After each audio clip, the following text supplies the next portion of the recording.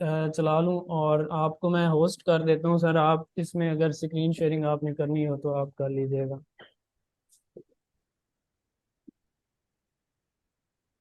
अच्छा जी, मेरे ख्याल से काफी लोग इससे जुड़ गए हैं, तो हम स्टार्ट करते हैं without wasting any time in introduction. वो तो सर हसनात करा चुके हैं।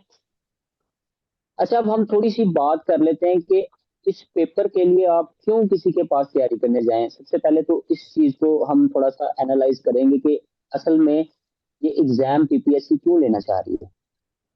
तो देखें, इस तहसीलदार से पिछली जो अटेम्प्ट थी उसमें दो पेपर थे, इंग्लिश और जीके। अब उसके बाद पीपीएससी ने कंपटीशन को और टफ कर दिया डिस्क्रिप्टिव की फॉर्म में। आपके इस चारों पेपर्स में इंग्लिश जो है वो इस तरह से इंपॉर्टेंट है कि इसमें आप गारंटी नहीं दे सकते कि हम जो है ना ये बुक पढ़ लेंगे तो हम पास कर जाएंगे, ये बुक पढ़ लेंगे हम पास कर जाएंगे, क्योंकि ये सारा पेपर ही स्किल बेस्ड है। तो मेरे ख्याल से अगर कोई किसी को मेरी आवाज नहीं आ रही तो वो काइंडली बता दे, क्योंकि अब मैं जो अब बातें करने जा रहा हूँ वो बहुत इंपॉर्टेंट है, और अगर कोई लिखना चाहता है, उनको नोट करना चाहता है तो वो भी कर सकता है। फॉर एग्जाम्पल, अगर हम इसके पास पेपर्स को देखें तो एक ही पास पेपर हुआ है इसका, जो कि 2012 के अंदर। अब उसका पैटर्न अगर मैं डिस्कस करूं, अब मैं उसके पैटर्न के ऊपर आ रहा हूं, तो उसके बाद मैं आपको एग्जैक्ट स्ट्रेटजी की तरफ लेके जाऊंगा।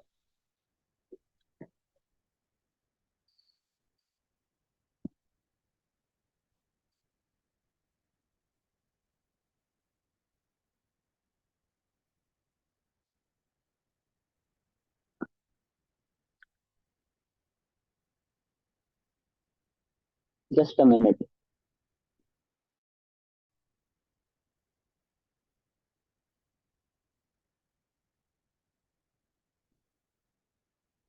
अच्छा, तहसीलदार के पेपर में हम अगर स्टार्ट करें तो आवाज स्लो आ रही है आपको मेरी?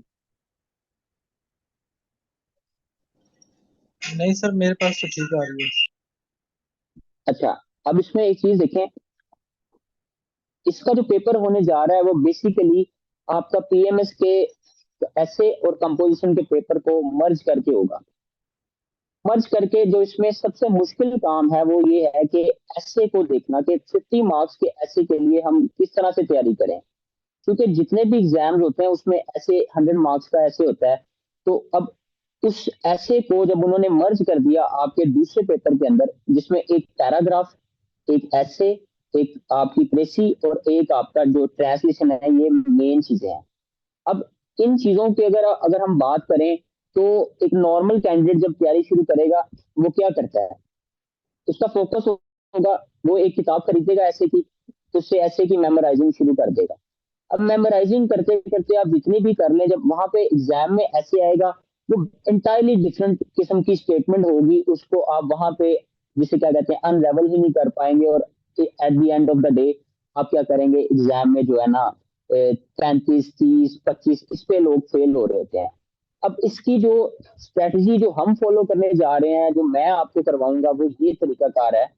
अब मेरा जो इसमें सोल पर्पस ये नहीं होगा कि मैं आपको जस्ट लेक्चर डिलीवर करूंगा, मैं आपसे काम करवाऊंगा ज्यादा, और उसके ऊपर इवेल्युएशन करके आपको मैं बताऊंगा कि आप कैसे प्रोग्रेस कर रहे हैं। फॉर एग्जांपल, अगर मैं स्टार्ट में ही आपको स्कीम जो है वो मैं शेयर करता हूँ कि ये एक स्कीम मैं आपके साथ शेयर करने लगा हूँ कि जिस पैटर्न से मैंने चलना है।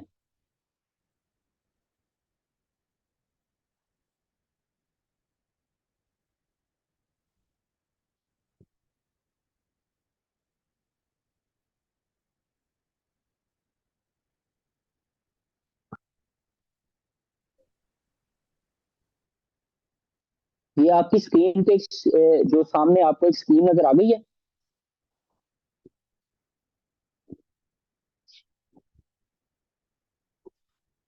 सबको ये स्क्रीन नजर आ रही है जो मैंने शेयर की है? जी सर, नज़र आ रही है।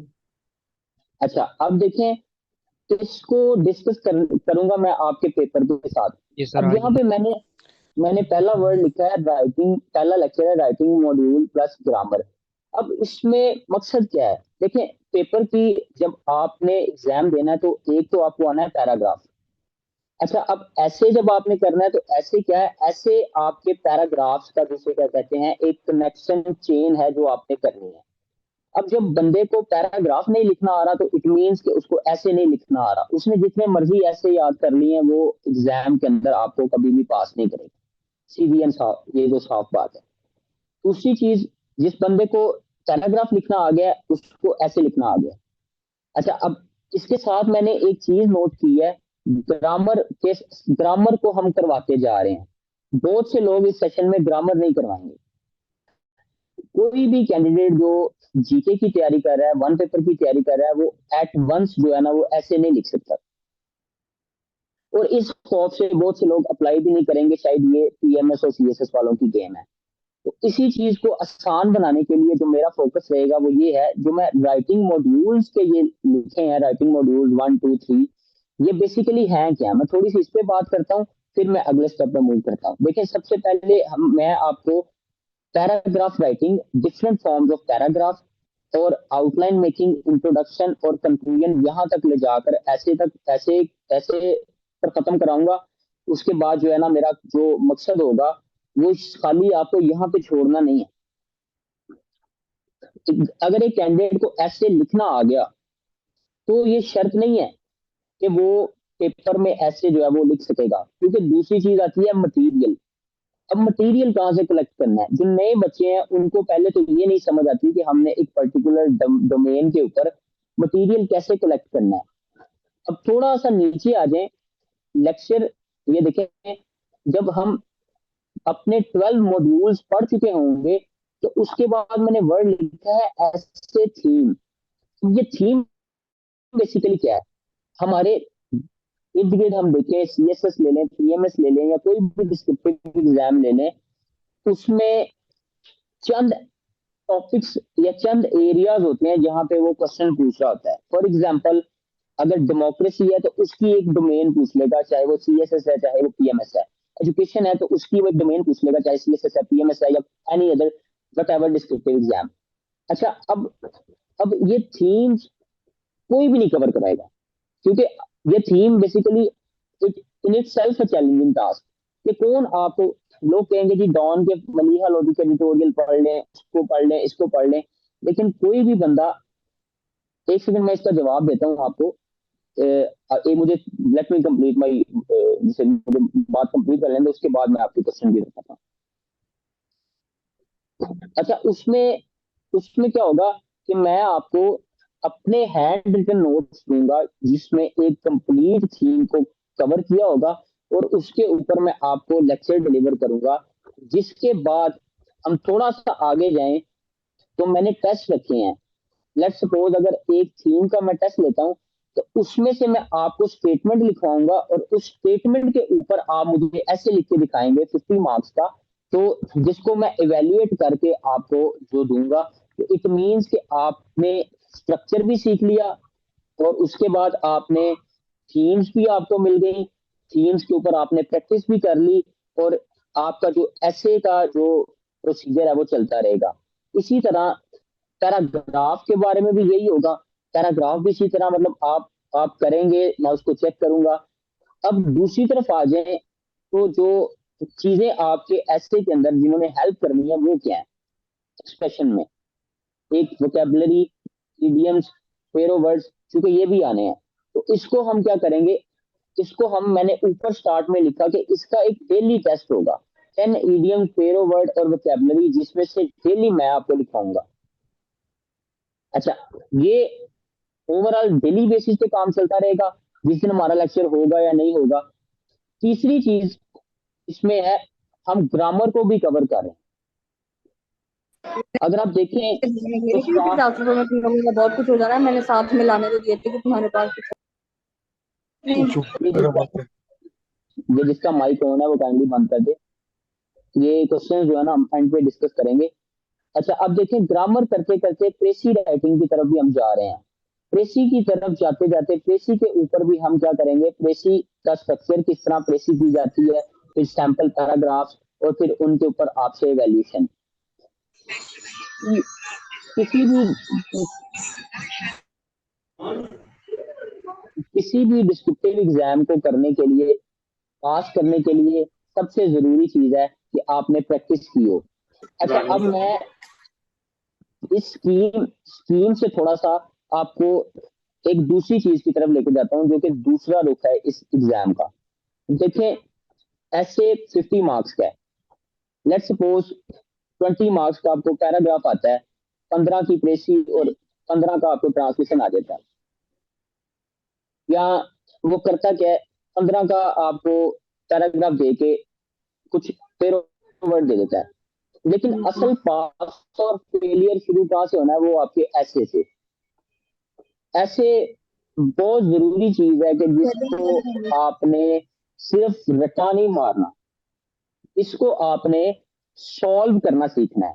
जितना आप इसको, इसकी स्किल पे काम करेंगे, उतना आपको ये हेल्प करेगा। पहली चीज, इससे आपको फायदा क्या होगा? अगर आप में से कोई लोग आगे जाके पीएमएस में अपियर होना चाह रहे हैं, आगे जाके सीएसएस में अपियर होना चाह रहे हैं, तो अल्टीमेटली वो जब ये स्किल सीख लेंगे तो वो वहां जाके क्या करेंगे, अच्छा परफॉर्म करेंगे। मैं क्यों नहीं डायरेक्ट ही आपको ऐसे का स्ट्रक्चर पढ़ा के आपसे ऐसे लिखवाने शुरू कर रहा? उसकी एक रीजन है।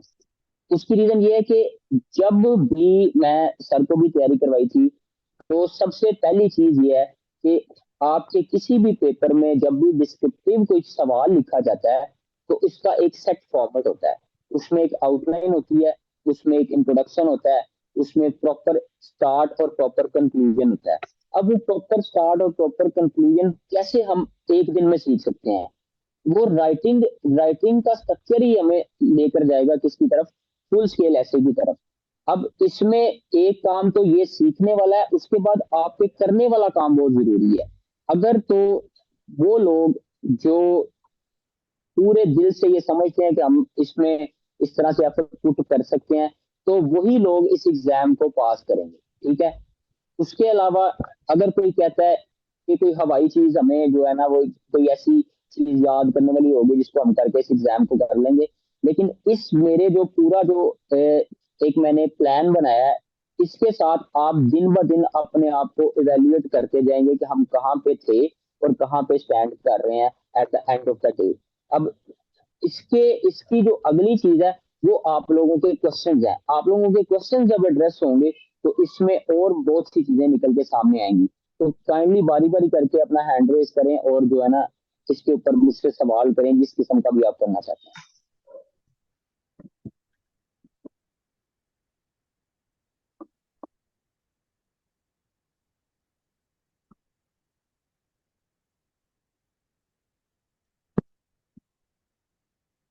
इसमें मैं आपको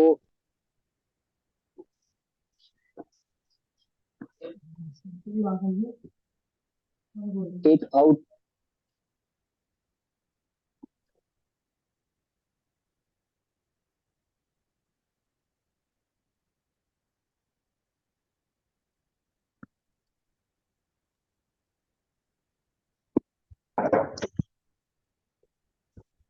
अच्छा, आपके सवाल का जवाब देने से पहले मैं ये आपको एक आउटलाइन दिखाना चाहता था। ये मेरी खुद की एग्जाम से पहले जो मैंने ना पीडीएफ में या वर्ड के फॉर्मेट में मैंने कुछ आउटलाइन बनाई थी, ये मेरी खुद की बनाई है। अच्छा, अब इस आउटलाइन का स्ट्रक्चर देखें, ये कोई बुकिश आउटलाइन नहीं है। ठीक है। अब इसको जरा एक दफा आप गौर से सारे देखें, तो इसमें ये एक टॉपिक है SNC, single national curriculum. Paper में आपको पता है सीएसएस हो जाए, पीएमएस हो जाए, इस तरह का ऐसे आता है।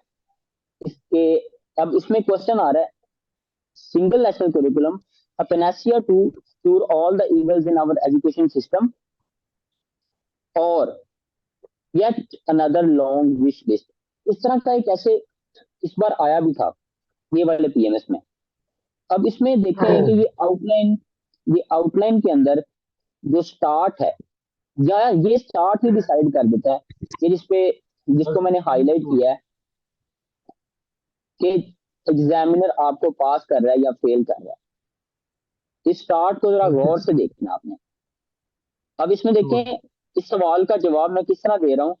Although critiques of single national curriculum perceive it as another list of vague romantic sir आपकी promises। स्क्रीन नहीं शो। हाँ जी,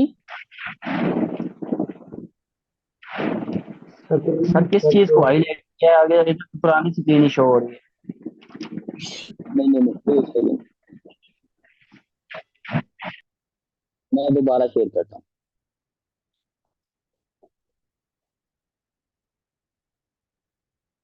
अब आ रही है नजर?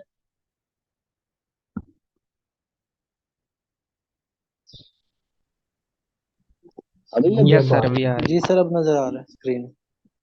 अच्छा, अब ये देखें, मैंने आपके क्वेश्चन लेने से पहले मैंने थोड़ी सी मेरी ख्वाहिश थी कि मैं आपको अपना लिखा हुआ थोड़ा सा दिखा दूं। अब ये देखें, एक एक आउटलाइन है कि टॉपिक है सिंगल नेशनल करिकुलम। ये पेपर में इस बार आया भी है एक क्वेश्चन पीएमएस के एसए में। अब इसमें सवाल ये था कि single national curriculum a panacea to cure all the evils in education system or yet another long wish list। मतलब ये सिंगल नेशनल करिकुलम एजुकेशन के हर मसले का हल है, या ये भी पुरानी पॉलिसीज की तरह एक ख्वाहिशात की लंबी लिस्ट है। ये एग्जामिनर एक क्वेश्चन पूछ रहा है। अब इसमें दो तरह के बच्चे आएंगे। एक वो जिन्होंने कहा होगा कि हमने बहुत अच्छी तैयारी की है, वो फटाफट से सिंगल नेशनल करिकुलम लिखना शुरू कर देंगे, ठीक है, और एंड पे एग्जामिनर उनको 20-15 दे के फेल कर देगा। लेकिन इसमें वो पूछना क्या चाह रहा है, वो एक क्वेश्चन पूछ रहा है आपसे। वो पूछ रहा है कि यहाँ ये सारी जो मसाइल है उनका हल है, या ये एक लंबी लिस्ट है। तो देखिए, मैंने आगाज ही किस तरह किया। ऑल दो critics of single national curriculum perceive it as another list of vague romantic promises by the government। यानी एक उनका भी पहलू जो इसके एंटी है। Yet deep root analysis of SNC shows that it is something unique, and with effective implementation it can prove as a beginning to end the wars in education system if not panacea at once। मतलब बात कहीं खींच के लाया हूं, फिर उसके बाद अगली बात शुरू की है। तो ये कहने का मकसद ये था कि मैंने आपको यहां तक खींच के लाना है। अगर आप यहां तक खींच के मैं आपको लाने में कामयाब हो गया कि आप खुद से लिख सकें, तो इट मीन्स कि मेरा जो मोटिव है वो पूरा हो गया। अगर मैं at the end of the day वहीं पे रहूं कि आप वो चीजें ही याद करके लिख रहे हो, तो इट मीन्स कि मैंने उस तरह से एफर्ट पुट नहीं की। तो ये कहने का मकसद ये था कि मैं बिलीव करता हूं कि एफर्ट जो है वो इंसान इस तरह करवाए कि सेल्फ सफिशिएंट बनाए बच्चों को। अब सेल्फ सफिशिएंट तभी आप बनेंगे जब आप प्रैक्टिस करेंगे और चीजों को समझेंगे। अब मैं आता हूं आपके क्वेश्चंस की तरफ।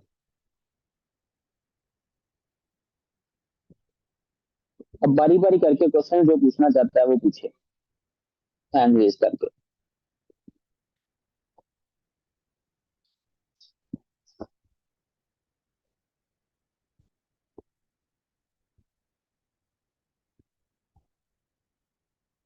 काइंडली रेज योर हैंड्स ताकि मैं बारी बारी एड्रेस कर सकूं आपके क्वेश्चंस को।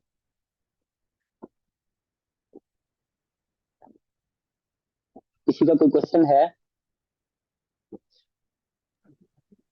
सर चैट में स्टूडेंट्स कुछ क्वेश्चंस कर रहे थे, मेरे ख्याल में हैंड रेज करने का ऑप्शन शायद ज़्यादा बच्चों को पता नहीं है।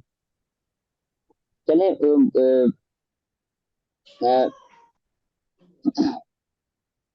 कुछ क्वेश्चंस चैट में हैं तो मैं उनको देखता हूँ।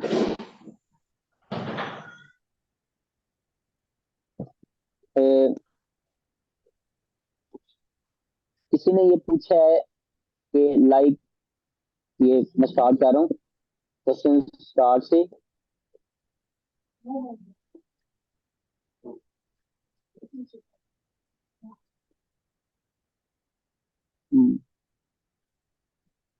वॉइस के बाद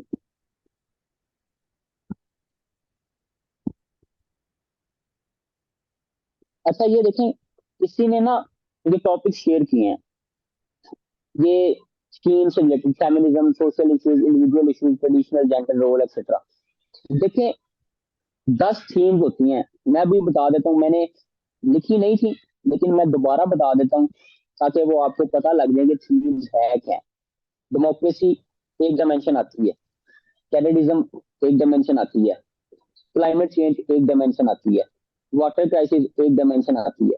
तो अगर खुद से करेंगे तो काफी टाइम लगेगा, तो उनके ऊपर एक मुकम्मल थीम की फॉर्म में नोट्स भी दूंगा और उसके ऊपर आपको ब्रीफ भी करूंगा, और एग्जाम के पॉइंट ऑफ व्यू से उनको जो है ना सॉल्व करने का तरीका भी बताऊंगा। तो ये हम लेके जाएंगे, ठीक है। ये किसी ने शेयर भी किए हुए हैं। उसके बाद ये टॉपिक्स ही शेयर कर रहे हैं। अच्छा ये किसी का सवाल है कि एनी बुक रिकमेंडेशन फॉर ऐसे। देखें, ऐसे में बुक पढ़ना जो है ना, वो एक स्टेज आती है, उसके ऊपर आता है। फॉर एग्जाम्पल, अगर आप थीम्स कवर करना चाहते हैं ना, तो वो तो डिफरेंट एरिया से होती हैं।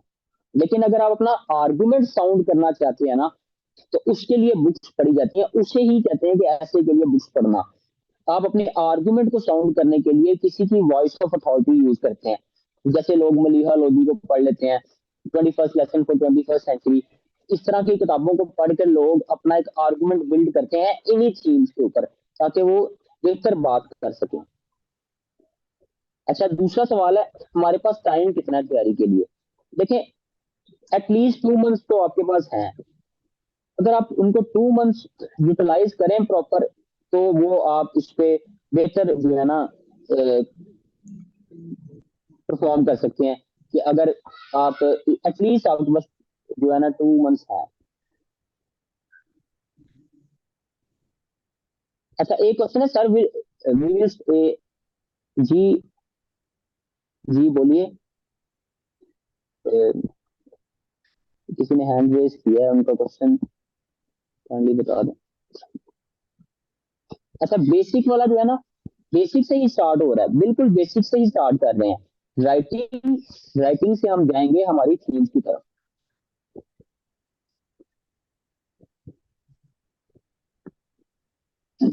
अच्छा, एक यहाँ पे ना, मैं आपके जेहन में एक बात डाल दूं। आप में से बहुत से लोग वो भी होंगे जिन्होंने पीएमएस दिए भी होंगे, सीएसएस भी दिए होंगे। मार्केट में बड़ी बुक्स अवेलेबल है जहाँ पे आपको ऐसे की बुक्स मिल जाती हैं।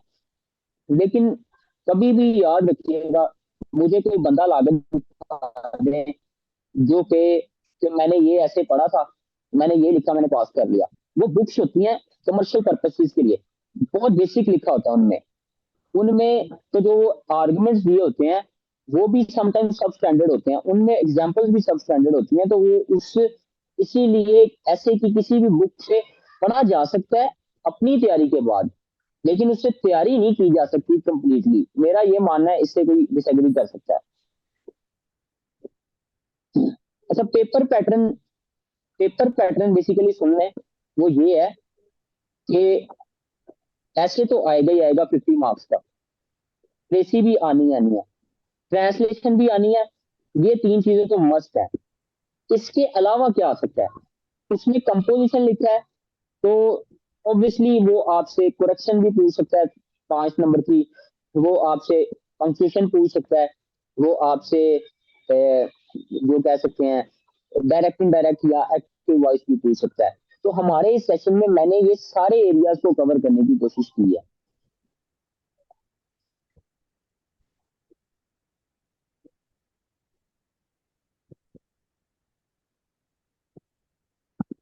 अच्छा, फिर किसी का क्वेश्चन है कि जो बंदा एक लाइन नहीं लिख सकता वो कैसे करेगा। देखें, एफर्ट से ही सब कुछ होती है। अगर जो बंदा पहले दिन पे ये सोचता है ना कि मैं एक लाइन नहीं लिख सकता, तो वो रेस ही पीछे से शुरू कर रहा है।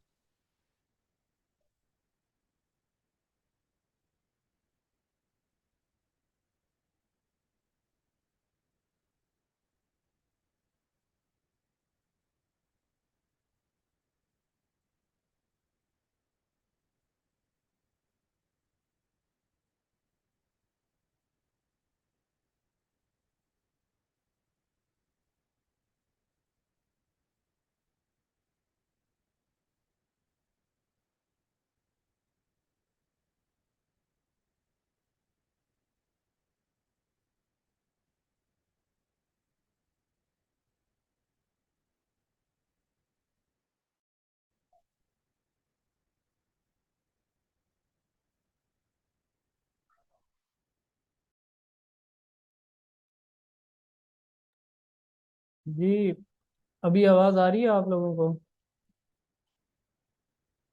सर का डिस्कनेक्ट हुआ है यहाँ पे। काफ़ी स्टूडेंट्स जो है ना वो चैट के अंदर पूछ रहे थे सेशन की मेरा ड्यूरेशन। थोड़ा सा नेट का इशू हो गया था। जी जी सर, आ जाएं आप। अच्छा, मैं आप लोगों से एक्सपेक्ट कर रहा हूँ कि आपके जो क्वेश्चन हो जरा मतलब और थोड़े एडवांस किस्म के क्वेश्चन भी पूछें कि जो प्रिपरेशन से रिलेटेड, ताकि हम उस पर बात कर सकें। देखिए बुक रिकमेंड कर दें, ये सारी चीजें ना थोड़ी सी अजीब सी मतलब लगती हैं कि बुक कौन सी ऐसे के लिए होगी। बुक उसमें आपको मैंने जस्ट एक सेट पैटर्न बताया है। अब इसके बाद आपके जेहन में किसी किस्म का भी क्वेश्चन है तो वो आप मुझसे लाजमी पूछें कि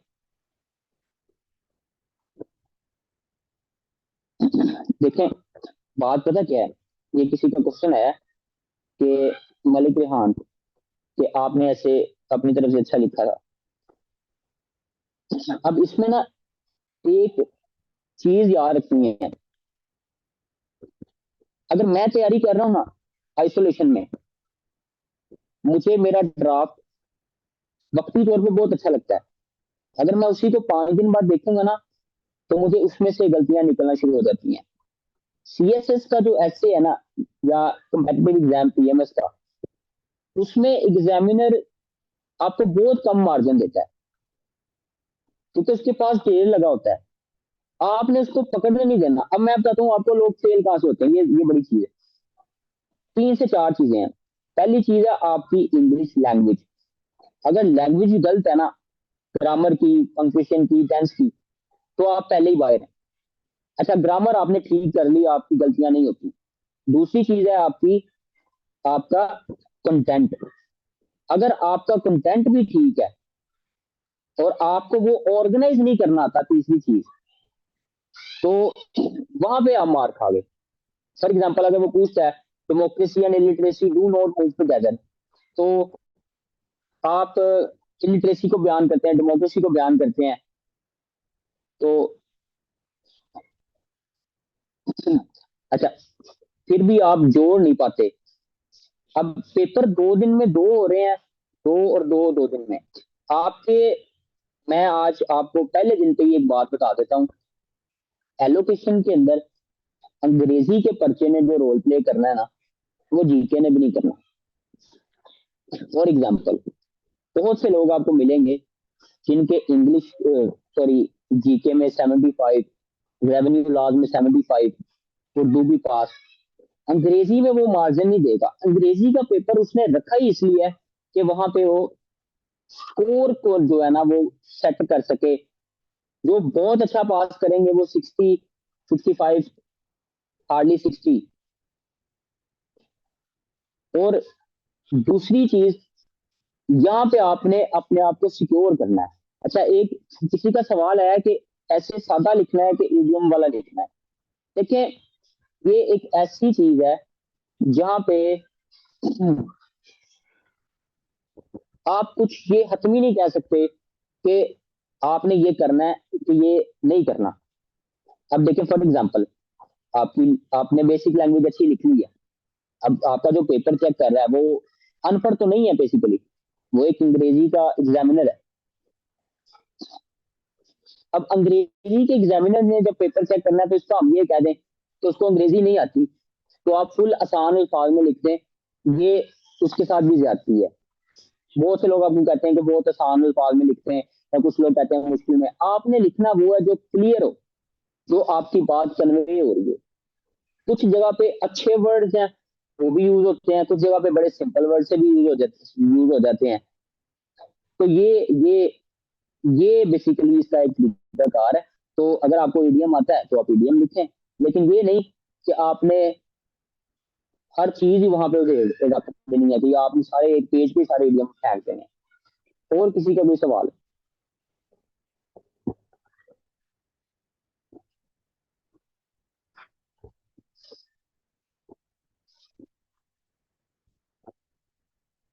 एक चीज जेन में रख लें कि ये कंपटीशन बड़ा इवन है।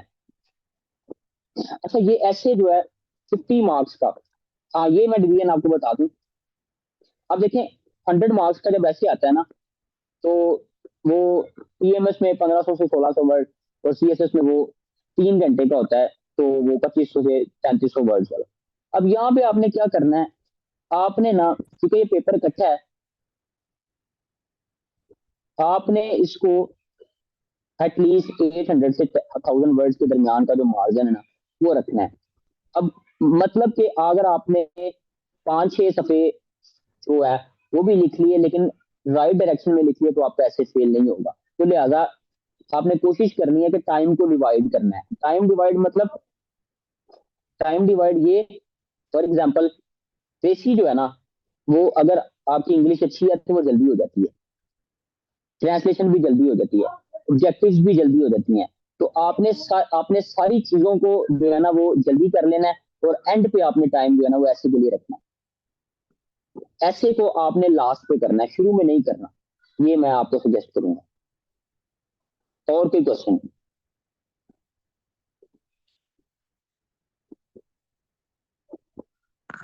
अस्सलाम वालेकुम सर। जी जी।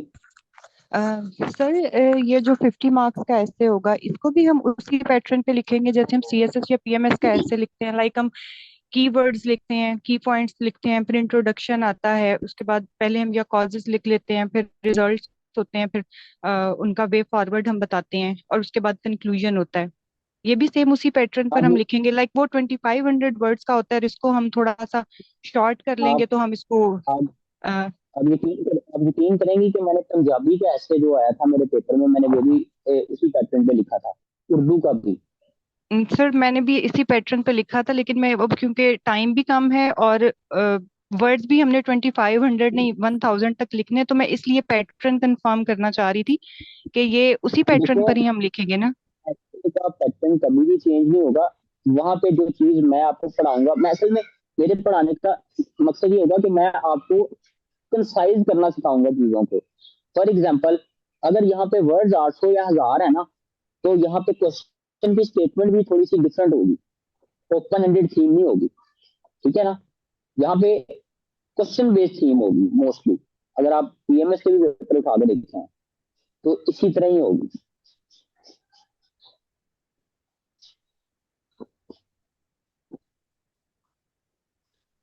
ठीक है, समझ लगी बात? जी जी सर, आई गॉट इट। हाँ, उसका स्टेटमेंट का तरीकाकार बदल जाएगा। ऐसा क्वेश्चन है जी, which kind of words use in